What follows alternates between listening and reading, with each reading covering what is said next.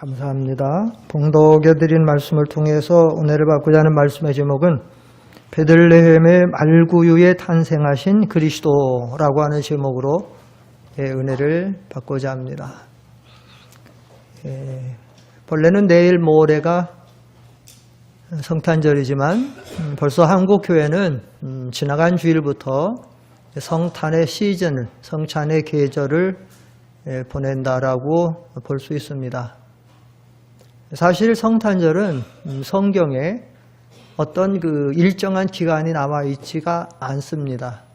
부활절이나 추수감사절은 부활절은 이렇게 그 주님의 십자가와 부활한 그 기간을 따라서 충분히 지난 만월 다음의 첫째 주일을 부활절로 지키게 되고, 추막절을 상징하는 이 추수감사절은 모든 것을 추수해서 이렇게 저장할 때 그때쯤에 이렇게 하나님의 절기를 지킵니다마는, 성탄절은 주님이 탄생하신 기간이 봄인지 여름인지 가을인지 겨울인지, 물론 팔레스타인은 우리나라하고 계절이 다르지만 정확한 날이 없어요.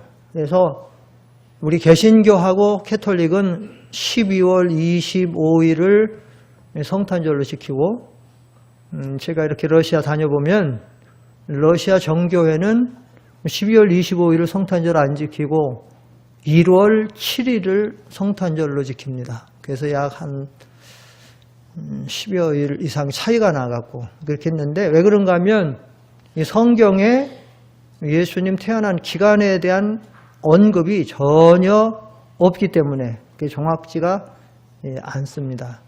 그러나 오늘 성경의 본문에 보면 예수님 태어난 그 기간은 기록된 바가 하나도 없지만 신구약 66권에 없어요. 그러나 예수님이 탄생하는 지역과 공간에 대한 것이나 혹은 예수님의 족보나 아니면 신분에 대한, 그리고 그의 사역에 대한 것은 이 신구약 66권에서 많이 기록돼서 예수님이 어떤 분으로 오신다라고 하는 것을 우리에게 가르치고 있습니다. 우리가 잘 아는 대로 예수님이 탄생하신 공간, 오늘 성경 누가는 오늘 성경을 기록한 저자가 누가인데, 물론 성령이 감동하셔서 성령께서 하신 것이지만 누가가 기록했는데, 누가는 의사입니다. 의사들은 모든 걸 세밀하게 관찰하죠. 그래가지고 누가복음에 보면 우리가 보통 마태, 마가, 누가 이 세 복음을 공관복음이라고 하는데, 그 가치나 그 문맥이나 문장이나 내용이 거의 비슷해요. 그래서 그 공관복음이다라고 하는데, 이 공관복음 중에서도 누가복음은 좀 달라요. 이 누가가 기록한 그 공관복음에서도 누가는 마태나 마가에 없는 내용들을 많이 기록했지요. 예를 들면 탕자의 비유라든지, 이렇게 천국과 지옥에 대한 거지 나사로와 부자에 대한 교훈이라든지, 여자가 이런 드라크마를 찾는 일이라 등등으로 그 마태, 마가에 없는 부분들이 많은데, 그만큼 누가가 상당히 세밀하게 하는데, 오늘 이 누가는 특별히 이 성탄절 교훈에 대해서 이 공간적인 문제를 다루고 있습니다. 이 공간 문제를 어떻게 다루고 있는가 하면, 예수님의 탄생에 약간 넓은 지역으로는 그리스도가 어디서 태어났느냐? 베들레헴에 태어났다라고 말하고 있고, 아주 협소적으로 공간적으로는 예수님은 마구간에 태어나셔서 말구유에 누이셨다라고 공간적인 것을 말하고 있습니다. 여기 4절을 보실까요? 4절에 보면 요셉도 다윗의 집 족속이므로 갈릴리 나사렛 동네에서 유대를 향하여 베들레헴이라는 다윗의 동네 베들레헴을 분명히 말하고 있고, 7절에 가면 첫 아들을 강보로 싸서 어디에 누웠으니 그러고 말하고 있습니까? 구유에 누웠다고. 그래서 베들레헴이라는 그 땅의 지역과 그 다음에 마구간 말구유라고 하는 이 좁은 공간에 대해서 기록하고 있어요. 이것은 하나님께서 우리들에게 이 성탄의 중요한 교훈을 몇 가지 우리에게 주시기 위한 주님의 탄생의 소식을 이렇게 베들레헴과 구유에 대해서 공간에 대해서 말하고 있는데 세 가지만 말씀드리려고 합니다. 여러 가지지만 첫째로 왜 주님은 그러면 베들레헴에 탄생하셨을까? 메시아 그리스도라고 하면 만대 만인의 모든 인류를 구원하는 메시아 그리스도라고 하면 세상의 그 어떤 사람보다도 위대하고 영광 있고 권세가 있는 분일 텐데 그러면 옛날에 저 애굽의 바로의 궁이라든지 아니면 바벨론 느부갓네살의 궁이라든지 아니면 저 헬라 대제국의 알렉산더 대왕의 궁이라든지 하다못해 유대나라 헤롯 왕궁에서 태어나셔야지 왜 저 시골 베들레헴 여러분 지금은 베들레헴이 이제는 예수님이 탄생하신 고장이다 그래서 그 기독교인들이 순례, 이 성지 순례를 통해서 많이 가보기 때문에 유명해져서 조금 발전이 되고 지금은 어떤 형태가 좀 갖춰졌지만 예전에는 이 베들레헴이 정말로 유명무시 자체가 별로 없는 그래서 아주 작은 골 시골 그 미가서 5장 한번 2절에 한번 보세요. 미가서 5장 2절부터 한번 봅시다. 미가서 5장 자 앞에 보세요. 다 같이 시작. 베들레헴 에브라다야 너는 유다 족속 중에 작을지라도 이스라엘을 다스릴 자가 내게서 내게로 나올 것이라. 여기 보면 베들레헴 에브라다야 너는 유다 족속 중에 작을지라도 작다는 거야. 2000년 전 주님 태어나셨을 베들레헴 이 성경이 기록될 당시의 베들레헴은 성경에서도 말하는 정도로 저 산골 마을 작은 고을에 불과한 몇 가구밖에 없는 그런 작은 고을. 왜 주님이 그런데 탄생하셨을까? 그 이유는 왜 주님이 베들레헴에 탄생하시는 그 이유는 예수님은 만왕의 왕으로 오시는 분임을 알기 위해서 왕통 다윗의 자손 왕의 권세를 가지고 이 세상에 오셔서 온 세상, 왕은 그러잖아요. 온 세상을 다스리는 거잖아요.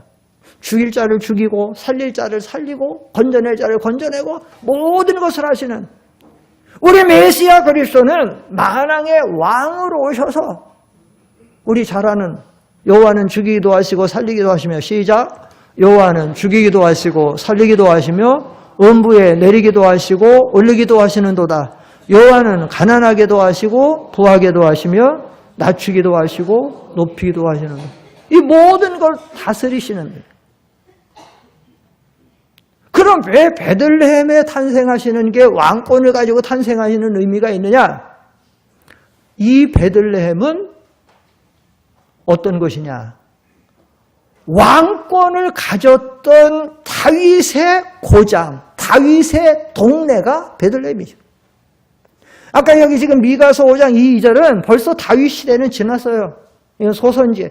다윗 시대가 벌써 몇백 년 지난 다음에 미가 선지자가 지금 이 기록한 건데 이 다윗의 동네, 다윗이 누구예요? 왕통이죠. 그래서 여기 오늘 여러분의 성경 보세요. 여기 성경에 보면 베들레헴을 어떻게 표현하고 있냐면 4절을 다 같이 읽겠습니다. 4절 시작. 요셉도 다윗의 집 족속이므로 갈릴리 나사렛 동네에서 유대를 향하여 베들레헴이라고 하는 누구의 동네로? 다윗의 동네라고. 베들레헴은 다윗의 동네다. 또 11절 다 같이 11절 시작. 오늘 다윗의 동네에 너희를 위하여 구주가 나셨으니 곧 그리.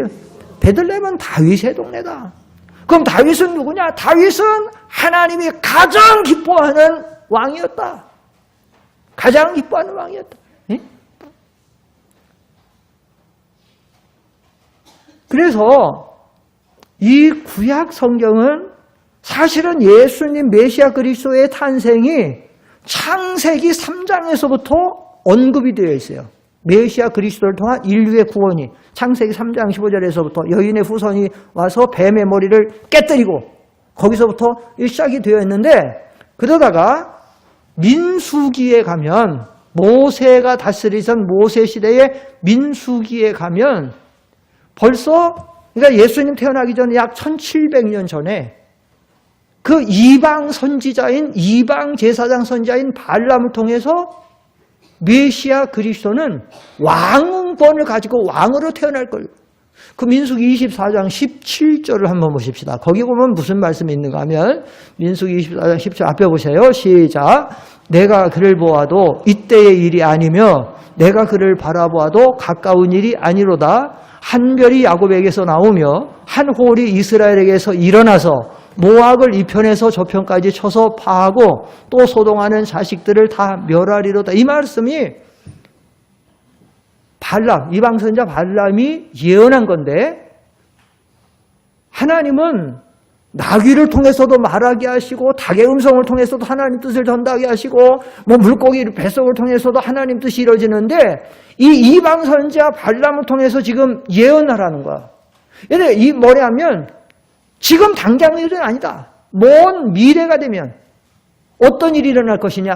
한 별이 야곱에서 나온다. 이 별은 왕의 영광과 위엄을 가리키는 거예요. 이 별이 찬란하게 빛나잖아요. 그 하늘에 찬란하게 빛나잖아요. 그래서 그 별은 그 사람이 어떤 그 영광, 위엄, 위대성. 어저께 스마트폰 뉴스를 보다 보니까 놀랐어요.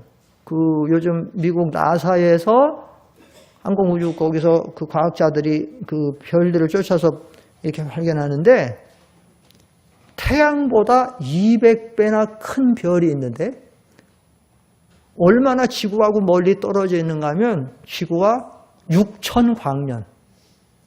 그냥 6,000년 가도 먼데 6,000광년이면 빛으로 가는 속도야. 빛으로. 1초에 지구를 7바퀴 동안 그거로 6,000년을 가야 돼. 6,000광년. 그 멀리 떨어진 거. 지금 그 과학이 어마어마하게 발전됐어요. 근데 그 가면 태양보다 200배가 큰 별이 있는데 놀라운 것은 그 별의 밝기가 현재 태양보다 15,000배나 박대요. 어마어마한 거예요. 아니에요? 어마어마한 거예요. 그리고 그 사진이 나왔는데 어마어마한 거예요. 그래서 이제 하여튼 이 별이라고 하는 거는 그 별은 굉장히 그 찬란하게 빛나서 그 영광, 어떤 그 위엄 이런 걸 아는데 한 별이 아까 야곱에서 나온다는 거는 한 왕이 야곱은 믿음의 조상이잖아요. 아브라함, 이삭, 야곱. 이스라엘 민족 중에서 왕이 나올 것이다 하는 거예요. 그 별이 역사적으로 누구냐? 다윗을 가리키는 것이고 영적으로는 메시아 예수님 그리스도를 가리키는 거예요. 그 한 별이 야곱에서 나오고 한 홀이 이스라엘에서 나와서 홀이라고 하는 거는 이만한 막대기 지휘봉이에요. 지휘봉. 지휘할 때 막 여기 지휘봉을 가리키는데 그러니까 역사적으로는 다윗이 나와서 그렇게 하고 영적으로는 메시아 그리스도가 나와서 모든 것을 다스리죠. 그래서 세상 나라들 그 국기를 보면 많은 나라가 이 별을 국기로 사용해요. 미국에도 뭐 별이 뭐 성적이 한 50개 정도가 있고 중국에는 5성기라서 별이 5개 있고 베트남은 하나고 어디는 말고 별이 상당히 많아요. 그런데 정말로 세상 국기 중에서 유명한 국기가 하나 있는데 그게 무슨 국기냐? 이스라엘의 국기예요. 지금도 이스라엘 가면 국기가 있는데 이스라엘 나라 국기를 잘 아시는 분은 알겠지만 하얀 백색 현에 위아래로 파란 줄이 쳐졌고 거기에 가로질러서 별이 새겨져 하나가 딱 새겨져. 그게 무슨 별이나 이스라엘 사람들은 다윗의 별이라고 말하는데 바로 다윗의 왕통과 메시아 그리스도가 왕권을 가지고 태어나는 것을 가리키는 거예요. 그래서 사도행전에 보면 여기 사도행전 중요한 성경에 13장 22절로 23절에 보면 이걸 잘 보세요. 시작. 패하시고 다윗을 왕으로 세우시고 증언하여 이르시되 내가 이새의 아들 다윗을 만나니 내 마음에 맞는 사람이라 내 뜻을 다 이루리라. 여기 이새의 아들 다윗을 하나님이 만나서 왕으로 세우는 거예요. 근데 23절이 중요합니다. 23절 시작. 하나님이 약속하신 대로 이 사람의 후손에서 이스라엘을 위하여 누구를 세우셨으니? 구주를 세우셨으니. 그분이 누구예요? 예수입니다. 누구의 후손에서? 이 사람의 후손. 이 사람은 누구예요? 후에서 말한 다윗.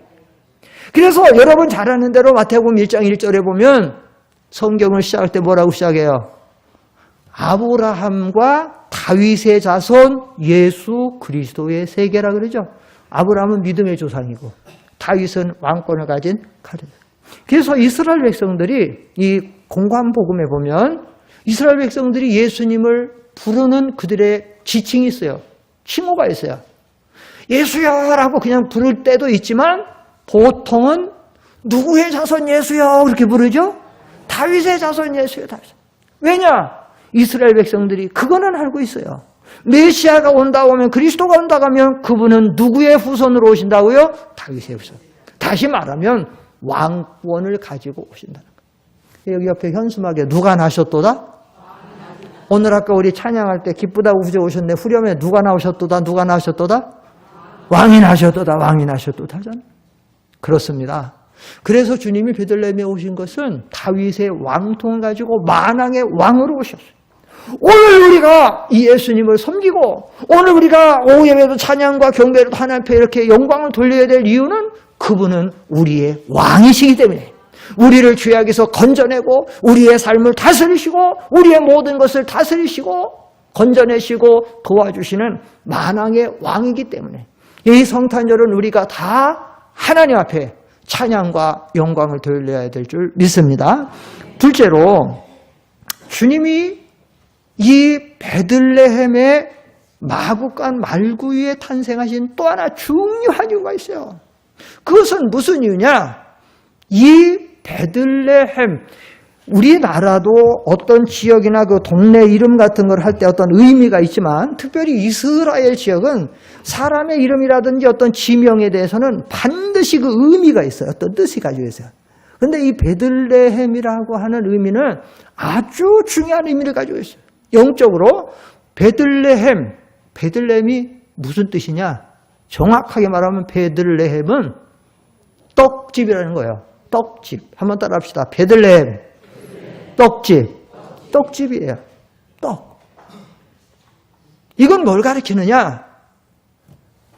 예수님은 만대 만인의 생명의 떡으로 오셔서 사람의 영혼을 살려주시는 분이다. 모든 인류는 죄인 아담의 후손으로 태어나서 죄 가운데 태어나서 사람이 떡을 먹지 못하면 음식을 먹지 못하면 굶주려 죽은 것처럼 죽은 상태로 태어나 전부 죽은 영으로 죄 가운데 죄의 후손으로 태어나기 때문에 그래서 예수님께서 이 세상에 오신 거여서 왜 오셨느냐? 죄로 굶주려 죽은 인생들을 생명의 떡이 되셔서 우리에게 생명의 떡을 먹여주어서 우리를 죄 가운데서 구원하시려고 예수님이 생명의 떡으로 오시고 베들레헴 떡집에 떡으로 오신 거예요. 그리고 또 하나 아까 주님이 베들레헴 마구간에 태어나셨고 마구간에 태어나서 어디다가 성경에 뉘어놨다고 그래요 지금? 말구유. 여러분 말구유는 뭐 하는 곳이에요? 말이 먹이를 먹는 먹이통이죠. 식물.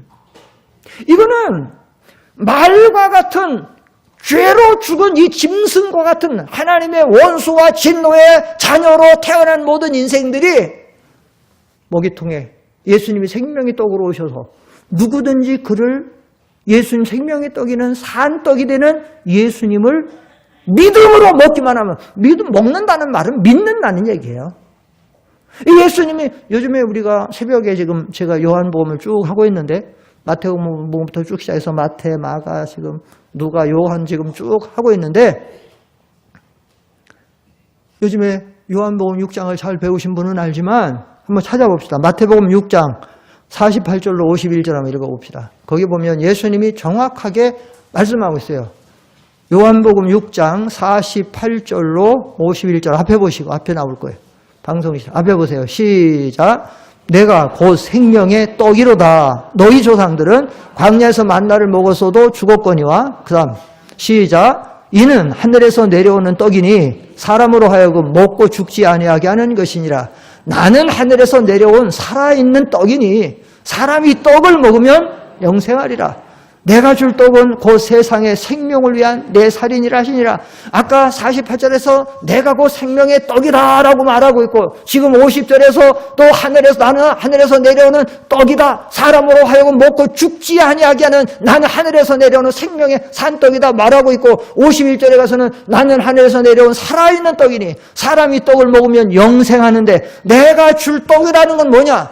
곧 세상에 사람들을 구원하기 위해서 십자가에서 찢기고 죽는 그 예수님의 몸이 찢기는 그게 예수님의 생명의 떡이라는 그걸 믿음으로 사는 거예요. 이 생명의 떡, 53절로 56절 한번 읽어보세요. 53절로 56절 시작. 예수께서 이르시되 내가 진실로 진실로 너희에게 이르노니 인자의 살을 먹지 아니하고 인자의 피를 마시지 아니하면 너희 속에 생명이 없느니라. 내 살을 먹고 내 피를 마시는 자는 영생을 가졌고 마지막 날에 내가 그를 다시 따라합시다. 내 살을 먹고 내 피를 마시는 자는 영생을 가졌고. 여러분은 예수님의 생명의 떡인 예수님의 살을 먹었습니까? 여러분은 예수님의 생명의 피가 되는 피를 마셨습니까? 그러면 여러분은 다 영생을 받은 줄 믿습니다. 우리는 다 예수를 믿음으로 영생을 받았어요.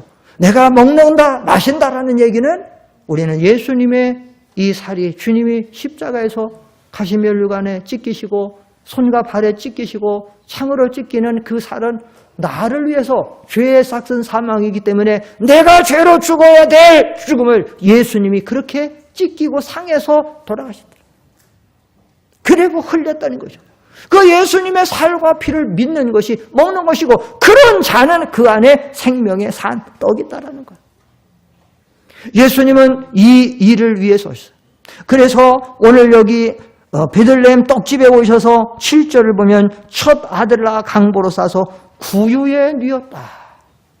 먹이통이 생명의 떡입니다. 그래서 우리는 이 날을 기뻐하고 감사해야 되는 거예요. 그래서 오늘 성경에서 말하는 거예요.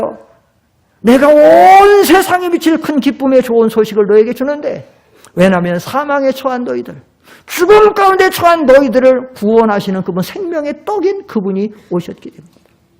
얼마나 감사한지요. 그래서 우리는 이 성탄절에 벌써 이 구원의 큰 은혜를 감사해야 될 줄 믿습니다. 자, 그런데 주님이 이렇게 구원하시는 베들레헴, 이 떡을, 생명의 떡을 주어서 살리는 그 사람들은 엄청 많은 거야. 얼마나 많으냐? 전 세계에서 택한 백성들이 다 예수님에게로 몰려와서 다윗 왕떡을 통해서, 그래서 이사야 11장 1절에 보면 이세 다윗의 가지가 나서 결실할 것인데, 그 다음에 이사야 11장 10절에 가면 열방이 그에게로 모여와서 구원을 받을 것이라고 많아질 것을 말씀하고 있다는 사실. 셋째로, 예수님이 베들레헴 마구간 말구유, 가장 저 시골 작은 마을, 그것도 좀 부잣집에, 하인들이라도 많은 부잣집이 아닌 저 마구간, 태어나서 거기 뉘었다는 이 말은 왜 주님이 그렇게 태어나셨는가 하면, 주님은 세상의 그 어떤 사람이라도 다 구원하시고 다 만나볼 수 있고 다 복음을 들을 수 있고 다 생명을 살릴 수 있는, 다시 말하면 비천한 자들을 구원하시러 오셨기 때문에 그것을 상징적으로 보여주기 위해서 거기서 태어났다. 여러분 생각해 보십시오. 만약에 예수님이 저 애굽 왕궁 바로의 궁에서 바로의 아들로 태어났다라고 하면, 누가 감히 그 어마어마한 옛날에 애굽 나라 바로 궁하면 어마어마한, 누가 가서 감히 그를 만나보고 누가 감히 가서 그에게 어떻게 예수를 들을 수 있어요? 느부갓네살 왕, 저 바벨론 대제국 느부갓네살의 왕궁에 태어났다고 하면 누가 거기에 가서 그를 만나볼 수 있고 누가 거기서 그걸 들을 수 있어요? 이 성경이 기록될 헬라 대제국 알렉산더 대왕의 알렉산더 대왕의 그 왕궁에 태어났다면 누가 주님을 만날 수 있어요? 그러나 저 시골 작은 마을, 낮고 천한 마구간, 거기 누웠으니까 누구라도 오라기라면. 그래서 예수님의 탄생을 제일 빨리 만나본 사람들이 누구죠? 동방박사가 아니에요. 밤에 들에서 양을 치던 목자들. 여기 나오잖아요. 오늘 읽어보세요. 누가복음 2장 8절로 9절, 10절까지 시작.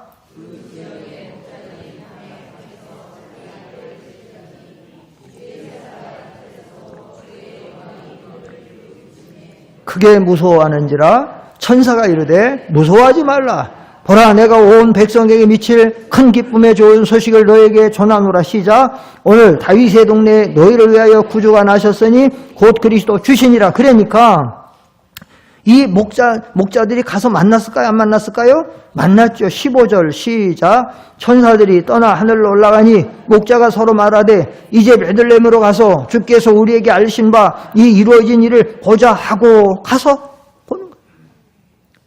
이게 만약에 바로의 왕궁이나 느부갓네살의 왕궁이나 알렉산더의 왕궁이나 하다못해 헤롯의 왕궁에 이 일이 벌어졌다고 하면 누구나 함락할 수 없어요.